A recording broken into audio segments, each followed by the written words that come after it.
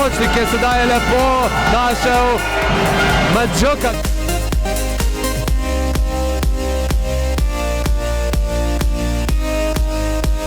Sandi Čebolar pa zadeva tretjo trojko v drugem polčasu.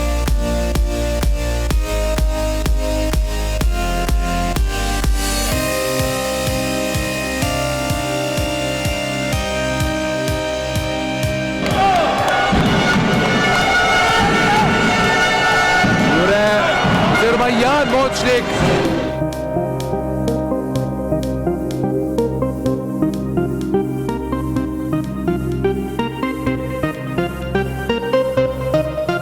Sedaj pa trojka številka 9 za Slatinčane.